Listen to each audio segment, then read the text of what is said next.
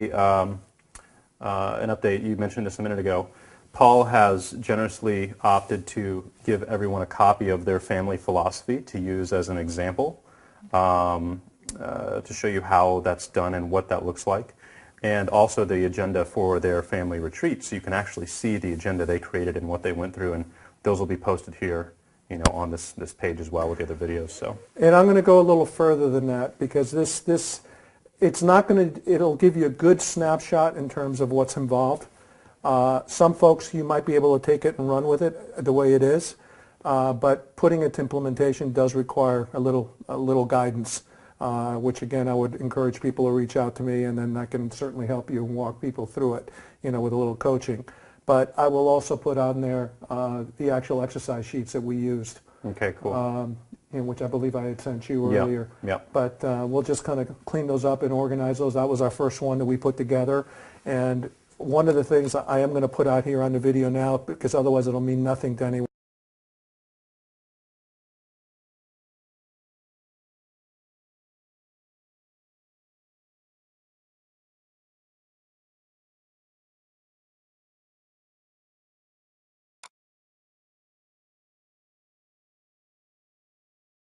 And people will be scratching their heads. You'll see reference to no empty seats. What that simply means is that we were telling everyone in the family that's a polite way of saying it's required attendance. And one of the things that I told my sons, which mind you are 26 and 29, I always have to think about that now that they're getting older. My 26 and 29-year-old, what we're doing right now is every other year. Ultimately, I want to get them where they're doing it every year. And the reason why, that's financial, because the commitment that they all each had to make was they have to fly themselves to Mexico, which is where we have a place where we meet, and with the family bank will take care of everything else. So transportation they provide as far as meals, anything else, any kind of fun family events and things of that nature, we take care of. Yeah, great. And by the way, the morning is all lesson plans, Mm-hmm. and the afternoon is geared strictly for fun, Right. and it's geared with the family. Right. And it's meant to be, this is a family-empowered retreat, Mm-hmm. so don't go out there, and again, having young boys, one of them's married, my oldest, but my youngest, of course, wanted to go trolling for girls, and I told him, that's not what we're here for, buddy. This Right. is family time. Sure. And he was okay with it, surprisingly. Well, let's dive into, unless I'm getting ahead of here, No. what I find really fascinating, and you touched on it for a minute a little bit ago, was you're not giving. We'll take off where you left off, guys. We're not giving you a dime. Mm-hmm. What happens then? Okay. One of the things that we're trying to do is encourage creativity, and we're trying to encourage sustainability within the kids, and to actually implement all the lesson plans of what we've taught them. So for instance, there's a couple dynamic things that we put into place. So if let's say you were my dad, you're going to be the old guy this time, and I wanted to borrow, I'd approach you, and you're going to say to me, well, let's do a family roundtable. Mm-hmm. We're all going to sit down and get together. I need to make sure that my idea has legs, and I'm not just borrowing money for the sake of borrowing money. So the first thing is that nobody gets any money. You have the ability to borrow it from the bank. Right. So the money's kept in the bank. It's not distributed to individuals when you pass. No. It stays within the trust. Correct. Essentially. And if people want access to it, they take it out as a loan to do what? Well, hold on a second. Okay. But before you can take it out as a loan, it's not as simple as just going out and taking it as a loan. Sure, yeah. You have to get everyone to agree with it. Right. And it's not a matter of people doing this and saying, I want to see what you got. Mm-hmm. The whole idea is we're trying to create a mastermind. We're trying Right. to it's like you're creating an internal board of directors group, if you will. So that way I'm now going to be tutored because there might be some things that I did not think of when I came together with a business plan. So that means if I'm coming to you as one of my brothers and the rest of the family, whoever else is involved as a potential trustee, I better have a business plan and better have a good pitch Right. as to why I'm borrowing the money. Right. All right, so now I borrow the money. Let's say you've gotten sign off. Okay. I borrow the money. We agree on whatever the terms are going to be. They're going to be flexible. One of the criteria that I put in there is that they have to maintain a good credit rating. Okay. All right, that was just me. Who knows? We might be a little more flexible. Which, by the way, let me break and say one comment. This is all part of an estate planning process. The biggest flaw with the estate planning process in America or in any country is that it's looked upon as an event. Estate planning is not an event, it's a process. That is something that needs to be done on an ongoing basis because things change. So you need to have a little bit of flexibility there. So now I borrow money. Okay. The Family Empowered Bank will now take out a permanent life insurance policy on my life. Okay. To make sure, for two reasons. Number one, if I screw up and don't pay it back, well, when I kick the bucket or, something happens. The bank is ultimately replenished. The bank is ultimately replenished. Yeah. But what happens if I'm very diligent and I pay it back? Right. Policy's still in place. The bank goes even bigger. The bank grows even bigger. Right. Why? Because I want to be able to create the same opportunity for future heirs. And that's the cool part about it, and we're talking about generational wealth, is it only takes 2 or 3 generations for the family pile of gold. I like to think of, Yeah. what was it, DuckTales and Uncle, whatever the rich uncle that's duck that's sitting on the pile. Anyway, I'm sorry, I'm getting off on a tangent here. People in my generation will remember what I'm talking about. So,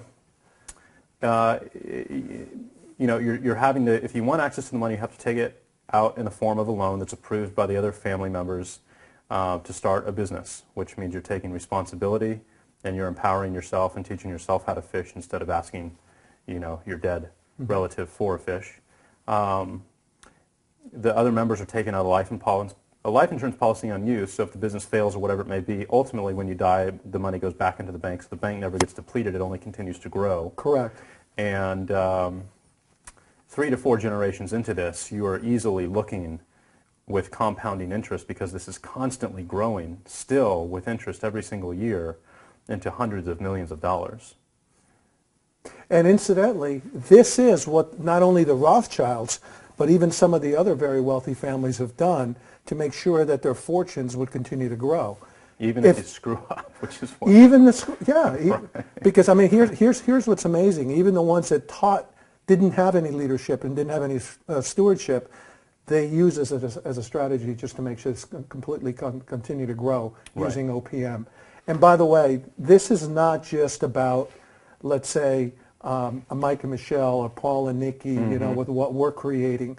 Yes, we document whatever our particular family philosophy is, and then we involve the kids, and then we add on to that. But one of the things that we also do at the family retreats is we journal every day. And we have for lack of a better term, we have a debrief session every evening. What did we get out of today? What is the most positive thing I got out of today? And then what do I plan on doing with it? And who do I plan on sharing this with? This is about paying it forward. And this goes beyond just the family unit. And by the way, if we want to change the world and we want to do right by the world, you got to start somewhere first. And believe it or not, you got to start with you. And this, incidentally, and I'm going to probably tick a few people off here, and if I do, I apologize, but I don't apologize because I feel very strongly about this. Children's education. You have no idea how many parents I see take that sword and die by the sword, and they sacrifice everything to educate their kids. It's a very noble act, and this ties into the Family Empowered Bank, by the way, because most folks think, hey, listen, they're my kids. I have to do this. Can we say enablement? Because what you're actually doing now is that if you don't take care of you first, you're not going to be around, potentially to take care of your kids. But worse yet, how about the term sandwich generation? Yeah. If you do it at the expense of your future, you're causing more harm to those kids, because think about the position you're going to put them in at some point in the future where they're now facing the situation of having to take care of you as well as their kids, as well as themselves. And unless they just happen to be extremely intelligent and extremely smart and extremely wealthy, they're not going to be able to. Right. So you're putting them in a position of having to decide, okay, do I now continue the cycle? This is all about breaking the cycle, which means that I'm not going to be able to take care of me. I'm going to have to count on my kids because I got to take care of my mom and dad, which is ludicrous in my opinion. Or now you're forced in the position, with the parents, that all of a sudden now they're going to get ornery because they think, hey, after everything I did for you. Right. Well, it's not the kid's fault. It's the parent's fault for being that foolish. If you really want to help your kids, because I'll tell you what I did. And again, using my youngest boy, I sat down with him and we talked about his education. Sure. Which, mind you, the art school that he went to cost as much as Harvard. It was insanely expensive. So I told him that he was paying for half of it. We went halves. He went out and took out loans and did whatever he had to do. Of course, I love the spin he puts on it now. He tells everyone that he paid his education, but he didn't completely. But at least he has ownership of some of it. Sure, right. So, again, this is all about accountability. Well, that's why I'm so excited about this too, because on one, I'm shocked I haven't come across this anywhere before, and at the same time, I think about how different the U.S. would be as a country if this was just a staple philosophy that everyone was talked about and taught. When you go in, you talk to your attorney and prep your will. It's like, all right, here's your retreat pack, and it's just like a normal, stereotypical thing that's a part of the natural process. How completely different our country would be today if this was the core of every family. How different would we be if every family had an annual retreat every year? Yeah. Kind of keeps everyone on the same page when you think about it. Well, it's instilling leadership and communication, and at the very core family level, and these things are completely absent in 99% of the families that I've ever seen. I've never seen a single family until I met you that's done this. And that's pretty crazy. So that's why it's real exciting. And it kind of goes back to Robert Kiyosaki, very much to his credit, has created the cash flow, 101 game trying to teach people. This, in effect, is the same thing, but instead of making it a board game, we're making it a real life game. Right. So we're trying to instill that upon the kids. But again, you have everyone's participation. You have everyone's support. Again, this may sound, to some folks, it may sound like a lot You of have fluff. email. Other people, it seems like the general consensus of what I've received feedback-wise is that people were very excited by this. I'll tell you what, you won't understand the magnitude of this until you actually see the pieces that we talked about that we'll make available to the group. And by the way, this is not something I normally make available to folks. So this is very personal. You are going to see a copy of my personal philosophy. I wasn't going to do that, but you put me on the spot. Oh. That's okay, because I did actually water it down some. But there's some things that I'm Just too personal. But there's a lot of things that I'm an open book. But I think it at least will create the context that people will be able to look at this and say, okay, I think I have something to go on. So for those of you that want to take a stab at it on your own, consider this is additional value you'll get from the Elevation Group. But if you really want to ratchet up the whole notch, then we have a complete module and kit that can help you do that as well. Very cool. Very cool. I can only assume that you guys watching this, the light bulb has gone off the way it has gone off for me. Because up until now, the only alternative that I've ever really come across is to do the traditional, hey, here's your money, kids, good luck. And that really sucked. And being an entrepreneur, I totally resonate with this. And it is something that empowers the future generations. But I love how it's set up to where even if they don't follow through or something messes up, the family bank continues to grow. And I just think that's genius. So, when it comes to generating massive generational wealth, guys, this is the easiest and one of the most effective ways that you can ever do. And literally, this will be worth hundreds of millions of dollars to you guys if you implement this and follow it 3 to 4 generations from now. Some of you could, even billions. And then your family, through the leadership that they've learned through this process and through the means that have a true ability to impact legislation, politics, charities, whatever, and you're a real force factor in the world, which to me is unbelievably exciting. So as far as next steps that people can take, action steps on this, first and foremost, go through and read through the actual family philosophy document for Paul and his family. Go through and read the retreat schedule and an outline that they created, and it's kind of like being there. It's very, very cool stuff. Go read Lee Brower's book. It's called the Brower Quadrant, and also The Ultimate Gift, because The Ultimate Gift by Jim Stovall gives you some really great nuggets. Again, it is a story as opposed to being a dry read. Lee gets a little bit technical. You have to know just a little background. The reason I'm bringing him up, not only is he a personal, very close friend of mine, but he's also happens to be one of my teachers.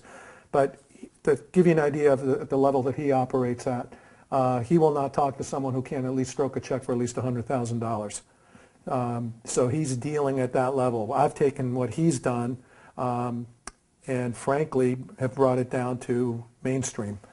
And it's really not that complicated, guys. You know, as we've been saying all along, it's just it's all relative. It's not complicated, but you know, we're sitting down in our family and actually doing this, and especially when it comes to the philosophy, I'm going to spend at least a month on that, because you're, you know, essentially when you're writing down your family values and your future goals and family goals, and you put that on paper, you're really bringing the future into reality. It's going to become a reality for you, and so I think that that's worth a lot of very, very careful thought and counsel when it comes to that. And it's not something you just write down in an afternoon and you're like, ah, okay, done.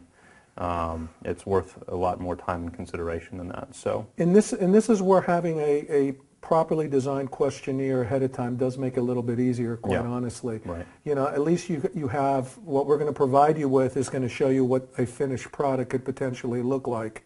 That could be expanded upon dramatically. You know, as like you're pointing out, that you're talking about how that you're going to take a good month to really think this thing through. But with the proper guidance, quite frankly, there's no reason why you cannot do this. And this is why I encourage people to reach out to me and give me a call. But this is something we can walk you through, and with the right questions, and you know, having to know what those right questions are to ask, it'll all of a sudden crystallize right in front of you. cool. And it makes it a lot easier. Cool. And then once you have that, then it's a matter of putting it into implementation. Cool. So guys, those are the first action steps you can take. And as always, if you want to take advantage of Paul's mentorship or guidance or help in any of this stuff, check out the resources section for members. You already know his cell phone and his email address is back there, and you can set up an appointment to talk with him. So, man, thanks again. This is another life-changing little session with us, so I appreciate it. Oh, thanks for having me. I love this. Awesome, man. Well, thank you for being a part of the Elevation Group, and thanks for being a part of the journey.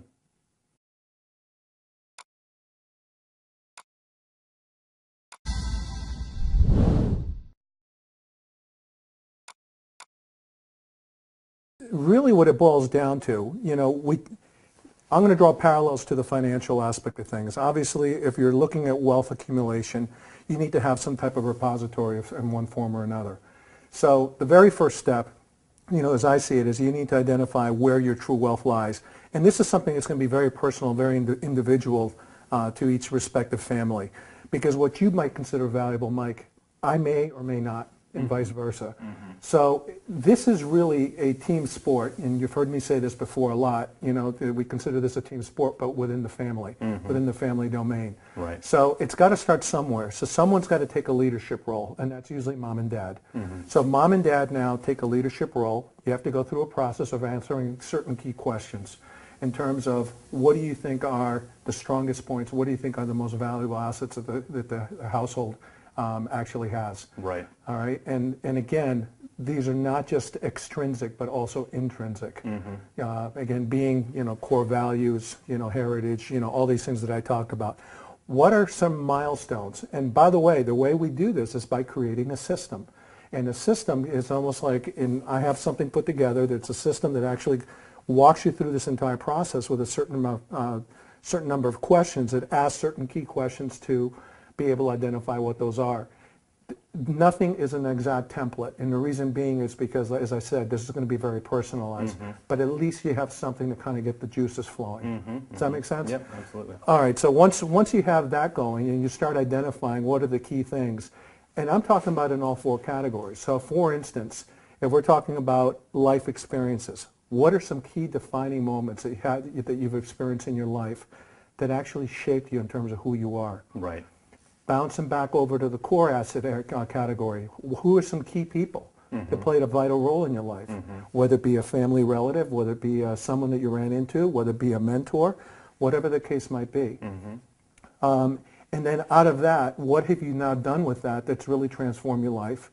And ideally, what kind of vision do you have also for yourself that you'd like to now pass forward? Sort of like, and again, I'm going to take a cue right off of what you said about being able to create a whole nother educational system. Right. We all have our own vision in terms of what we want to accomplish. All right, and then it's just a matter of identifying what that is, putting pen to paper, and then coming up with an actual strategy. Right.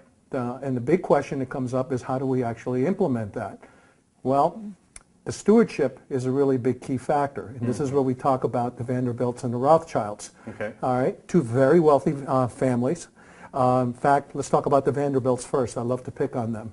Commodore Vanderbilt was the Bill Gates of the time. And I believe he made his wealth was primarily, with transportation, steamships, things of that nature. I don't know if you realize it, but do you realize that out of his entire heirs, there's not one millionaire amongst the entire clan? Right. And it is absolutely flabbergasting. And in fact, when they interviewed that, one of the Vanderbilts, and when he was asked about what happened to his wealth and what his whole viewpoint on it was, he said that if anything, that created the biggest handicap for him. And it was a curse, as you put earlier, Right. than it was a blessing. Right. And again, why? Because it was handed to him. He was enabled his entire life. He was never taught what to do with any of that money. The Rothschilds, which of course they're part of the whole Jekyll Island thing that we talked about earlier, or that you talked about, they had a different philosophy. And their philosophy is they wanted to teach the whole family about stewardship. All right? And let me tell you, as ugly a creatures as they might be and everything else, they've also done a lot for humanity as well. Right. The Rothschilds have given a lot back. And again, touchy subject, we won't go there, but I will say that one of the things that I kind of modeled after what they've done, and I mentioned this in the earlier lessons that I taught, was that I pulled my kids aside, and we created a trust fund. And the implementation tool that we actually use is what we refer to as a family-empowered retreat, where we get together on a regular basis. This is where I broke the earth-shattering news to the kids. And I was expecting to be met with some resistance. And that is when I basically told them that I was not leaving them a dime directly. Now, I will tell you, there's a lot of folks who don't subscribe to that. There's some that refer to like the Warren Buffett style of doing things, which he likes to leave at least $1 million to each heir. Right. He's very frugal. He's known for it. And then the rest of it he's going to give away to charities. As a matter of fact, he's given a lot of it to Bill Gates, to the Bill Gates Foundation. But in any event, what the Rothschilds did, which I thought was absolutely brilliant, and again, I would love to say that I came up with this, I didn't. And there's other folks in between who taught me this, which is I'm forcing my kids or encouraging them with a heavy hand that if they want any money, they have to borrow from the Family Empowered Bank. Right. Now, when I say Family Empowered Bank, this is not the Bank of You. This is a conceptual bank. It's not a federally chartered bank. Do we have any kind of account that we fund this bank with? Sure. Do I use some of those vehicles as I talked about before? Yes. Again, but this is not the forum for it. But the most critical component is that there's going to be some accountability that's tied into this. So they now have to go out and borrow money from this particular bank. But it's not a matter of they have carte blanche to just go out and borrow money whenever they want. They have to have sign-off from the rest of the family. And this is what I thought was genius, because I don't like the idea of just giving my kids a bunch of money when I die. Because you're right, it's the challenges that I went through and the pains and the trials that I went through that allowed me to have the success that I've had. And I wouldn't give those back away for anything, and that's the sweetest part of life is the journey, right? Right. It's not getting the prize at the end. It was the struggle to get there, to appreciate and experience the win because of all the hardship and challenges you had to go through. And then the medal that you put around your neck at the end actually means something at that point, as opposed to where I just say, hey, here you go, son. Here's a medal for you. What does that mean to him, right? So this is the part that I thought was genius, because I've always wondered, well, if I died next week, what would I do? I don't want to, have to do something with the money. I don't want to just give it to them and take that opportunity for growth away from them. But at the same time, how can we turn it into a tool or a system that will allow the two worlds to merge, where they can tap into the resources that the family has to use it to empower themselves, to empower their generation and the next one, and then it just continues to move. So Yeah, and you know what's interesting is I think the biggest mistakes that a lot of parents make is that they make an assumption. They will take and they'll say, all right, my son might be 21 years old or 18 years old. I want to make sure that they reach at least the age of 25, 26. Almost like if that's supposed to be the magical number when all of a sudden they're going to be struck with brilliance and responsibility. Right. When in reality that couldn't be the furthest thing from the truth. Right. Because, you know, that's taking the ownership off the parents completely and throwing it on the child. Mm-hmm. You know, and I'm calling him a child, even though some people would argue a 26-year-old may not be a child. Well, when it comes to wealth management, when it comes to wealth management, there's, you know, and it's interesting because some of the phone calls that I fielded from folks with the Elevation Group, some folks have said, hey, listen, I'm an infant when it comes to this, and I never realized as such, and they felt embarrassed. And I told them, look, there's no need to be embarrassed. He says, but I'm a baby boomer. I should know all this. I said, I can understand why you feel that way, but you're not expected to know any of this because no one taught you. So what we're actually now doing is that we're taking ownership of this, bringing it down to our kids, and as I think any parent would compare, not all kids are created equal. Some are wired different than others. I love to pick on mine, and if they were here, I would say this in front of them. My youngest is an artist. He's extremely creative. He's very intellectual. But yet when it comes to money, he has no use for it. Sure. And his management or lack thereof is pretty scary, you know, when you really think about it. Yet by contrast, his older brother tends to be much more responsible, hungry for knowledge. Again, I don't know if I would necessarily trust him just yet, and he's pushing 30. But one of the things he's very 100% committed to is to learning. Right. So I think that creates for a very interesting family dynamic to now be able to bring everyone together. And again, let me tell you the rules that we set up. Yeah, let's go through the mechanics of the whole deal. Absolutely. So the very first step is it took my wife and I to sit down and then coming up and framing a family philosophy. You know, what we call the family empowered banking philosophy, and of course we attached, you know, the Harmon family empowered bank philosophy. So that's number one. Number two, once we've already done that, then we came up with an actual strategic layout and framed a family empowered retreat in terms of what was going to take place and what are the most important things that we wanted to get across to the kids. Family philosophy. Yeah, number two was is designing a retreat. Okay. And this is what I really, really love right here is this whole concept. And the retreat, for those of you watching, it's nothing more than a family workshop. This is where you take everything that you know and then you want to now pass it on to the future generations. But who does that? You do. Nobody does that. No, well, no. That's what I'm saying. Nobody does that. Right. Nobody sits down and says, hey kids, let's go on a retreat and go over family values and a family mission statement and what we stand for and then how we're going to deal with money. Nobody does that. But it goes right back to the same reason why we don't teach fiscal literacy. Right, yeah. Because we're lacking it ourselves. Sure. So there is no guideline, there's no template. Yeah. So one of the things that we've put together is an actual template. Now, mind you, I will tell you that I've seen various. I've seen Lee Brower that I mentioned earlier put one together. I've seen another gentleman by the name of Douglas Andrew put one together, and I'm giving credit where credit is due. I've seen one of my coaches, you know, business coaches by the name of Daniel Sullivan with a strategic coach who's had a tremendous impact in my career. There's a whole bunch of people, and by the way, this is the way we all learn things, is that you go out and you get mentored, sort of like what you're doing with the Elevation Group, and then you kind of take and process all that information, and you make it yours. You put your own spin on it. So I've taken what I've learned, created my own spin, and let me tell you why I've done that. The folks that I mentioned are dealing with the, I guess what does Robert Kiyosaki refer to them as, the uber rich.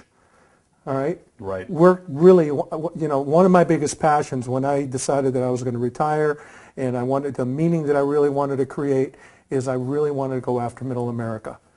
The same principles that the uber rich, ultra rich, however you want to refer to these folks as can apply to someone who's just starting out. There's really no reason. No, absolutely. And I've had many dialogues with people, and again, I don't want to get sidetracked on it, But I've had many dialogues with people about how they would invest, let's say, $10 and convert it to $100 and so forth. And it seems very real. And to all of us, and I start talking about, now what would you do with $1 million? And they choke. And, my question to them is, well, why is that any different? Right. It's the exact same thing. So therefore, just because the Rothschilds use a concept like this doesn't mean that you can't. Sure, it's all relative. It is exactly relative, and that's the whole point that we're talking about here. So what does a retreat look like? Let's just paint the picture of what you guys do. Okay. Where you go, what takes place. Do you have a printed agenda? I mean, how organized is it? And Well, as a bonus in terms of what we'll add for the Elevation group, so I just thought I'd release this, is I will include a copy of the actual agenda of what we did on our first Empowered Retreat, which frankly took me years to formulate, and my first one wasn't until 2007. And it went over extremely, extremely well. Right. And let me tell you the way we did it. What we had is a workshop where we talked about not only what the family philosophy was, but before getting into the family philosophy, we framed it. Right. All right. And when I'm talking about framing it, we just said, okay, why are we here? What are we doing? And explain the whole philosophy behind, why we're creating a family philosophy to begin with. Kids were very intrigued. We talked about the different quadrants as far as the asset basis. You know what is amazing is that when you're dealing with youngsters, they got that part so quick. They're like, Dad, we're with you. Move on. Whereas when you talk about that with baby boomers specifically, it's almost like an aha moment. It's like an epiphany. Right. So once we got past that, then the next thing was, and this is very uncomfortable for a lot of parents, we reviewed my financial statement. We went over all our assets. Then we reviewed the trust that we actually had put in place. Right. And by the way, I'm going to back up a little bit here. This is a critical component when it comes to drafting an estate plan. All right, because this is going to be the governing document that's going to actually, for the lack of a better term, police how the money is being handled. Right. Okay, so we went over that, and then we went over in terms of what we expected to cover every morning. So we also set some ground rules. So actually, let me start off by saying that we wanted to keep everything in a positive context. I have a whole package, by the way, that I'm in the process of putting together for those that are interested. Which is a whole module. It's a how-to kit, which is going to be not only how to actually draft a family philosophy, how to actually put a retreat together, what are suggested, workshop components, sort of like what you're asking about. We had something very simple that we put together. We had the $2 rule, that we've employed, which was that if everything had to be kept positive. Right. If it was anyone ever said negative or destructive to the other one, it was a $2 fine. Any curse words, it was a $2 fine. No one would accuse anyone of anything, it'd be a $2 fine. Right. So, for example, if someone said something, one of the kids couldn't say, "Oh, that's $2." Oh, is that $2? So we had a lot of fun with it. Of course, needless to say, my youngest, 3 days into it, was like, "This is stupid." We said, "Was that $2?" So he filled a jar. Sure. Some folks might be wondering, well, what do you do with a jar? Well, we did it as a family at the end of the trip. Right. Is we made a decision on where we were going to donate that money. It was all for a charitable cause. Right. So, we covered everything, Mike. We covered everything from what we consider to be our valuable assets under the core category, what our core beliefs were. Everyone had a voice, so everyone was heard.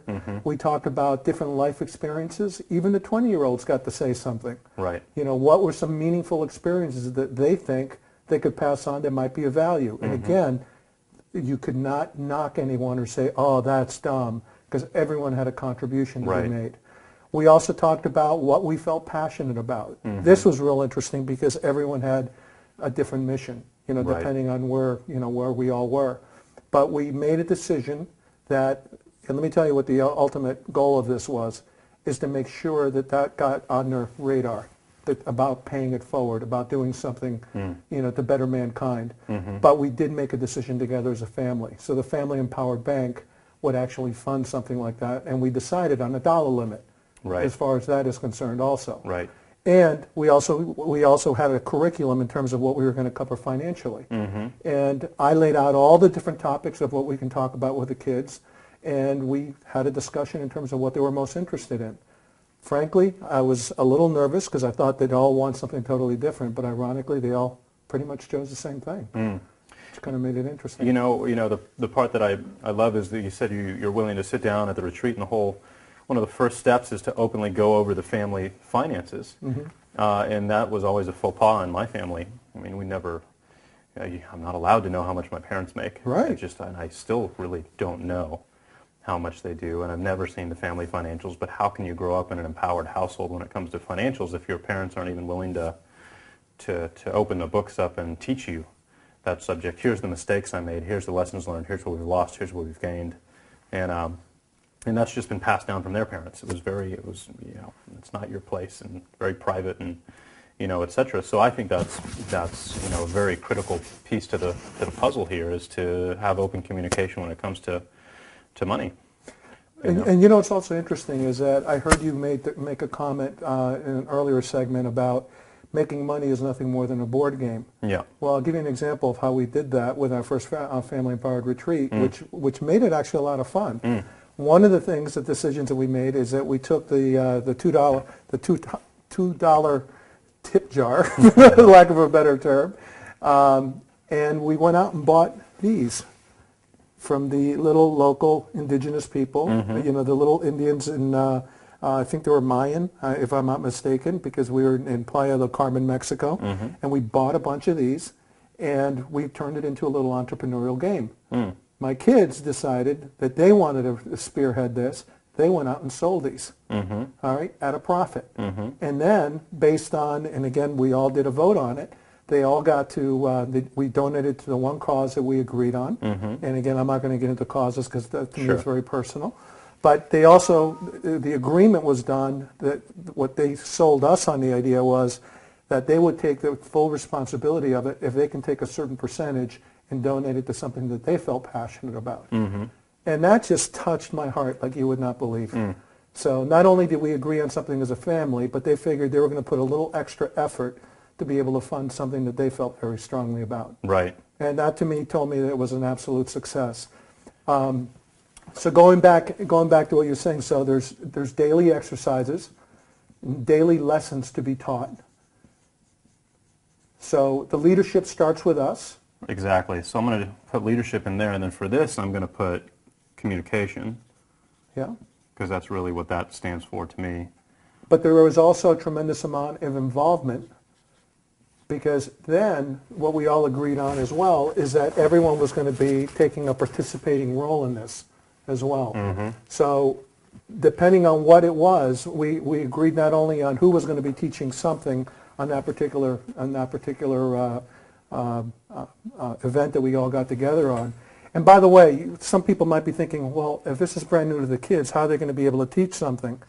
Well, we actually took Jim Stovall's book, which is to date one of my most favorite books, called The Ultimate Gift. Okay. All right. And for those of you who haven't read it, I highly recommend it. It's an easy read. You won't be able to put the book down. Yeah, it's very entertaining, story-based. It's not a financial book at all. And it's more philosophy than anything else, and it hits home right with what we're talking about. And then each one of the boys was actually able to now teach a lesson on what they got out of the book. Right. And they all got to pick what the lesson plan was.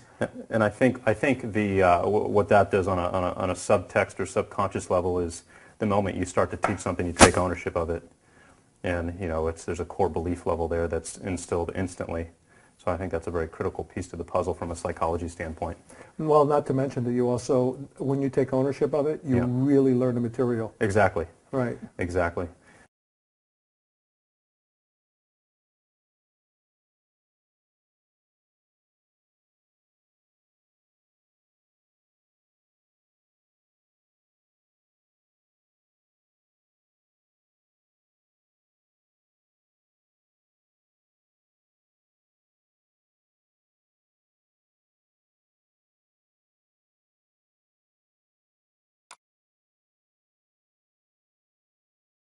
Hey, how's it going? Mike Dillard here, and welcome back to the Elevation Group. And I am unbelievably excited about what we're going to cover today. First and foremost, we have Paul Harmon back, and everybody absolutely loved that stuff and loved you, Paul, and just super excited to have you back for this again today. It's great to be back here. And I've so been looking forward to this because what we're going to be talking about today is something that a lot of people don't really think about and they don't consider, which is how do you teach your family and your children and your spouse to really deal with money and deal with wealth. And if you come from a family like mine who has really smart, hardworking, middle-class parents who have, the nice house and, work their way up from being teachers to, doing what they do today, and they were their really pinnacle in the family tree when it came to money and wealth at that time. And then, I've been able to take that to a different level through our various businesses over the last couple of years. I haven't really had any kind of real training or teaching when it comes to money, except for, save a lot, pay off your debt, pay off your credit cards, and that whole, what my parents' generation, the baby boomer generation, was their mantra, essentially, and what they learned from their parents. And, as we all know, that era is gone, whether you like it or not. The events that we're going through today, that way is dead. Mm-hmm. So we're talking about the opportunity with current events to build generational wealth, unbelievable wealth that's never been possible before with the series of events that are taking place. And how do you deal with that money once you make it? Because if you don't have the tools and the training necessary and your family doesn't, then you end up with, rich punk kids doing drugs and getting thrown in jail and ending up on the streets or whatever. And it's just an absolute disaster. So we're here to talk about today your philosophy when it comes to money management and the family, and I just think it's one of the coolest things that I've ever seen before because I've never seen anything like it. And when I've sat down recently married, recently had a son, and we're sitting there and doing the will and going through that process, there's not a lot out there like that, and you have the questions of, okay, well, if I were to die next year, what's going to happen with the money? What's going to happen with the business? You don't just want to give it away to people because then it's squandered. They don't have the tools and the training to handle it correctly. And the methodologies that we're going to explore today, that we've gone over, are completely unique. I've never seen them before. And it's just, I have never seen a better methodology for empowering a family and enabling a family and really setting the stage for parents and kids to not only accumulate a lot of wealth, but to handle it responsibly, whether it's through charitable donations, whatever it may be. It's a really, really important topic, and I'm so glad we're covering this today. So, fantastic. The first thing, Mike, that I have to say, and this was not planned, by the way, with the comment I'm about to make, but from listening to you to recording the last segment, what the Elevation Group is to the entrepreneur, I think the family empowered bank concept, which is, by the way, what this is called, is what that is. There's a parallel being drawn towards the families. So the whole idea is, behind the Elevation Group is that knowledge is power. Well, the same thing holds true for, with our families. And one of the things that happens, and I think if we can learn anything, believe it or not, here we're talking about, all right, what are some of the key elements that the affluent have used, for years that have been very successful? Well, this is one area where they have been very unsuccessful. And let me give you some statistics on that. There's been several different organizations that have done independent studies, the Boston Consulting Group being one, and believe it or not, the U.S. Chamber of Commerce. The United States Chamber of Commerce, as well as the Boston Consulting Group, have found that transference of wealth does not go beyond 3 generations. It actually fails miserably. And it really boils down to is that without any kind of leadership or stewardship that we're really teaching our children, what good is it going to do? Yeah. So it becomes a curse. It really does. It does become a curse because what otherwise would be considered a blessing by most truly becomes a curse. And case study after case study, you talked earlier about someone who won a lottery, and then 3 months later they're flat broke again. Again, without any kind of training, you stand to lose completely from it. So, okay, so one of the big key factors in terms of transference of wealth, as I started to mention, was that it typically does not go beyond 3 generations. So I think before there's an old parable that I think most of us have heard at one point or another, which goes something like this. Give a man a fish and he eats for a day. You teach a man to fish, however, and he'll be able to eat for a lifetime. So one of the things that a lot of these wealthy families have not done is that they basically have taken a basket of fish and dumped it on the lap of a whole bunch of ill-prepared heirs. So what we want to do, and we want to change it. We want to break that cycle. So ideally, we want to be able to teach, our heirs how to actually fish. But before you can actually do that, you have to define what is your wealth. And everyone's definition of wealth is going to be completely different.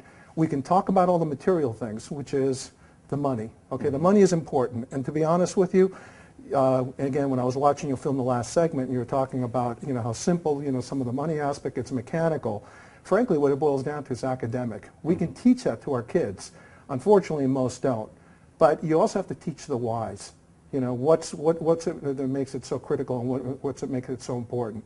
And you probably remember from the last segment that I talk about, and I'd love to be able to take credit for this, but I can't, because it was actually one of my mentors and one of my teachers by the name of Lee Brower who introduced me to this whole concept in terms of breaking up our assets into 4 different categories. One of them talking about our core assets, and that some of those things are going to be our family, are going to be our health, they're going to be our spirituality, our core values, our family heritage, you name it. The other one are going to be, what about all our life experiences that have made us who we are? Then there's going to be the financial, and then there's also going to be the one area that probably goes the most neglected, which is our contribution assets, which is how do we now make meaning? And I think for those of us that are boomers, that is something that weighs heavily in our minds. And I'll tell you what, for me, that was one of the defining moments that I went through when dealing with some health challenges, is I finally started getting very reflective, and I started looking back on life, thinking to myself, all right, what was it all for? What did it mean? What's going through my head? What are some of these valuable experiences? And wouldn't it be really cool to pass those on to my children, as opposed to just saying, here, let me throw some money at you?